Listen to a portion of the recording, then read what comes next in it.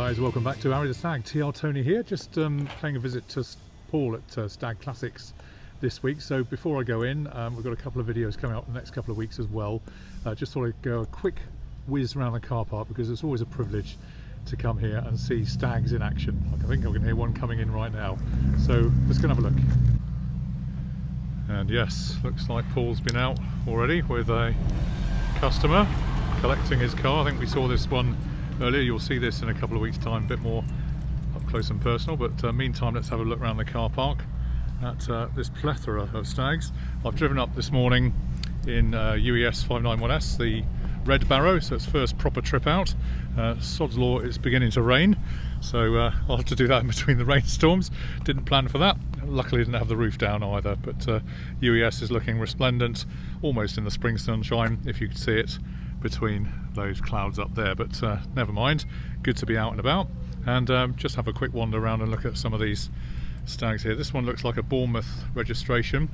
LJ is the Bournemouth reg in I think that might be a Mallard green, a Mark II, in beautiful green colour with I love these pinstripe tyres. They for me set off these cars really well, with a 5-spoke wheel, steel wheel on there, which looks really good, suits the car as well, which is really nice, and with the hard top on it as well. So I love the hard top actually. I know people talk a lot about the fact that hard tops are a bit of a pain in the backside to store, and indeed ours hasn't been on this winter.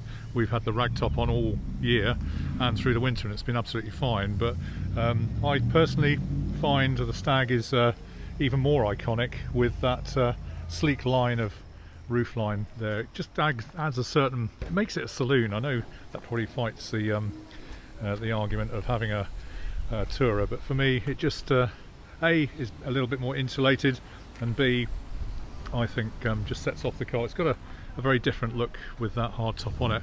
And this one, I don't know what this one's in for with Paul, but with the silver pinstripe on the side there, looks really great, doesn't it? Next to that, we've got a white one here. Not sure what registration, it's an N reg, so it's about 74-ish. Again, a Mark II. You can tell the Mark IIs by the fact they've got a black badge on the front, and the headrests inside. Also the hood hasn't got the quarter lights here. The Mark I's had a quarter light that actually went in here, so that's an easy distinction to see when you're out and about looking at stags in the country. I won't go too far back there because it's quite muddy, but this black panel here too is of a period. There were only a few years when they had the black panel. Our original yellow Stag has that feature. I need to get Alan to paint that on the shell of ours that we've got to do yet, as we know. And yes, it is still happening, so it hasn't been forgotten for those that are wondering. And here again, another green Stag, this one on a S plate. Again, looks really nice and up together.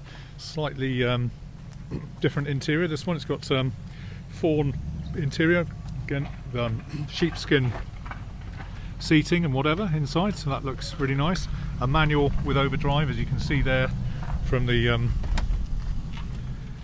gear selector, gearbox, gear knob even. And so that's the overdrive switch there, which gives you an extra bit of oomph, I think, when you're driving around with these cars. Mine drove up the motorway this morning. I was doing 70 and it was screaming away at 4,000 revs. That's quite high, it's quite uncomfortable at that speed. That's with the Borg Warner 35 on it, so clearly a manual, and probably with an uprated differential on it, is not a bad thing for longer journeys.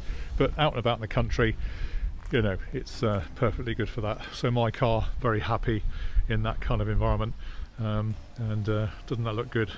Green, blue, red, white, blue. Very patriotic set of stags in the car park. Not too sure what we got here. A couple of projects, I suspect. Maybe donor cars, parts, possibly shells for future work. No doubt Paul at some point will let us know what these are here for, but obviously in reserve, ready and waiting. And this is David Hall's car that was in for a service and sort out this morning. He's off down to Spain very shortly from Santander. down to the south coast in Spain, and when he comes back he's off to Belgium, I understand. And David has been on the channel before. Obviously you've got the lights there for the driving on the opposite side of the road to change those beams. And this is a delightful car. We've seen this several times now on the channel, and David is a fantastic guy. Paul's really looked after him, and it's a really interesting car. There you go, look at those wheels, and they look great, fantastic. You could eat your dinner off that. I won't show you mine because nothing like that at all. Mine are very dirty. It does need a little bit of TLC, does the Red Barrow, but anyway, there we go. Alright guys, so I hope you enjoyed that quick whiz round the car park at Stag Classics. Always good to see what cars are here, and also some projects around the corner. Really great to see that, and lots going on. Feel free to like, share and subscribe, and we'll see you online on Arry The Stag very soon. Cheers for now guys, all the best, bye.